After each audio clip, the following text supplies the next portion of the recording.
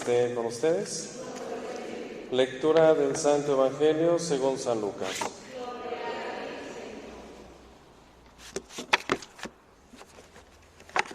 En aquel tiempo, cuando Jesús terminó de hablar a la gente, entró en Cafarnaúm. Había allí un oficial romano que tenía enfermo y a punto de morir a un criado muy querido. Cuando le dijeron que Jesús estaba en la ciudad, le envió a algunos de los ancianos de los judíos para rogarle que viniera a curar a su criado. Ellos, al acercarse a Jesús, le rogaban encarecidamente diciendo: «Merece que le concedas ese favor, pues quiere a nuestro pueblo y hasta nos ha construido una sinagoga». Jesús se puso en marcha con ellos.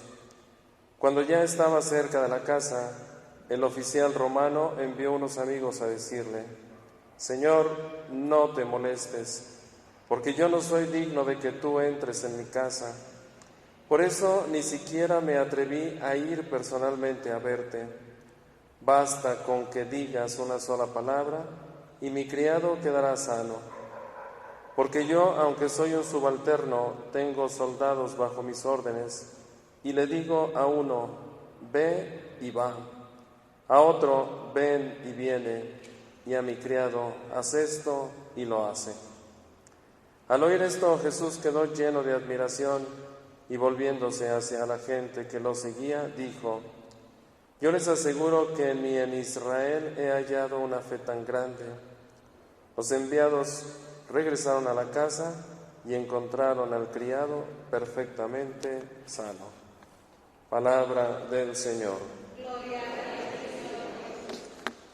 Obviamente que la invitación que hace el Señor Jesús para compartir con nosotros la mesa, su cuerpo, su sangre, pues tiene que traer como consecuencia un fruto espiritual, de tal manera que nuestra vida se vea enriquecida, fortalecida, bendecida, alimentada, y que esto nos ayude también a lograr pues tener más cercanía con Dios, más intimidad con Él, y sobre todo que al nutrirnos de su cuerpo y de su sangre, degustando este pan celestial, pues seamos testimonio y ejemplo para los demás, de tal manera que el provecho espiritual pues venga de alimentarnos a través de la vida sacramental. Esa es la riqueza pues que la Iglesia nos ofrece. Hay que detenernos un instante para pensar y reflexionar, ahondar mucho en el misterio de la Iglesia y darnos cuenta, ¿no?, lo maravilloso que es, porque es un regalo de Dios. Bueno, que la parte humana demerite mucho lo que es o deba ser la Iglesia, bueno, es la parte humana, ¿no?, el misterio terrenal, el misterio humano de la Iglesia, pero por sobre ello pues está el misterio divino, es decir, que siendo un regalo de Dios, pues la Iglesia es perfecta, es libre de error, de tal manera que es a ella a quien debemos de acudir, no a la parte humana, sino a la parte espiritual en un primer momento, porque en ella nos nutrimos, ¿no? Nos alimentamos y satisfacemos las necesidades por la vida sacramental, para que después, ¿no?, de habernos reunido en asamblea, en comunión, toda la Iglesia, en torno a esta Iglesia, ¿no?, invisible, espiritual, el cuerpo místico de Cristo, pues entonces si volvamos a esa Iglesia terrenal, para entonces allí dar el ejemplo y el testimonio y enriquecer a la Iglesia con nuestras acciones, ¿no?, embellecerla.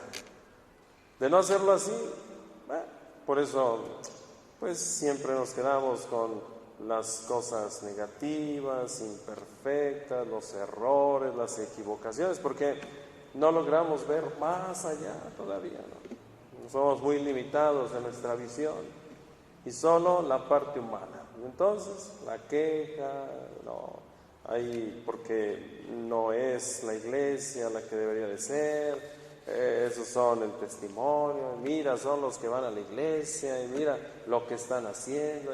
Una visión muy terrenal. Hay que trascender, hay que ir más allá, para entonces aprenderlo, es decir, tomarlo todo de Dios, llenarnos de su presencia y así pues volcarnos sobre los hermanos en sus necesidades.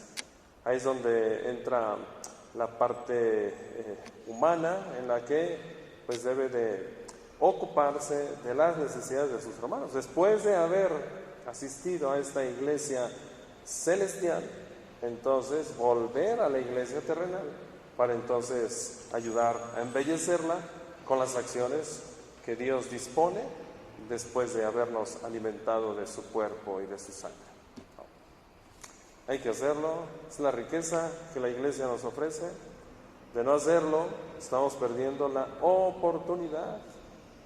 Y entonces, pues ¿cuándo será el momento? ¿Cuándo será el día? No. Por eso San Pablo, pues lo que refiere a los corintios es que no puede aplaudir las reuniones en las que están para solamente satisfacer el vientre, ¿verdad? Y solamente, pues, de manera egoísta, atender a sus propias necesidades, cuando estamos llamados a velar y a cuidar y a satisfacer, al alcance de nuestras posibilidades, las necesidades de los demás. ¿O es que acaso las primeras comunidades cristianas no lo hacían así? Se reunían para la fracción del pan, para degustar este alimento, este manjar venido del cielo. Y consecuencia, la oración, ¿verdad? La intimidad con Dios y por supuesto el compartir los bienes con los demás, ¿no? Satisfacer necesidades terrenales, espirituales con los demás. Eso es lo que como iglesia hemos de hacer.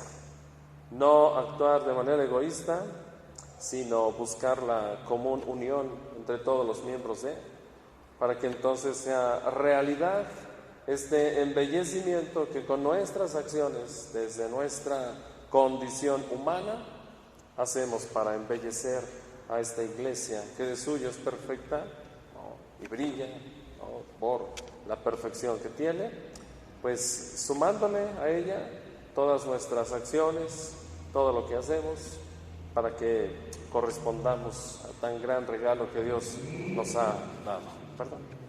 Por tanto, hermanos, vuelvo a decir, no hay que dejar pasar la oportunidad, pues celebrar la Eucaristía, pues es también acercarnos a degustar este alimento que Dios nos comparte, es el mismo que se nos da como alimento.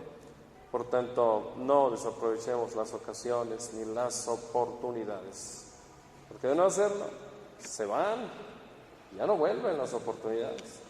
Se aprovechan al momento, al instante, sobre todo pues para la salvación, para la vida eterna. De otra manera, pues en plano meramente terrenal, y aquí andamos, ¿no? Deambulando por la vida, a veces sin sentido, ¿no? Porque necesitamos pues de Dios que le dé orden a la vida, a la existencia, nos colme de sus bendiciones y nos ayude a degustar ya desde este momento, a través del alimento que probamos, su cuerpo y su sangre, la salvación, la vida eterna, ¿verdad?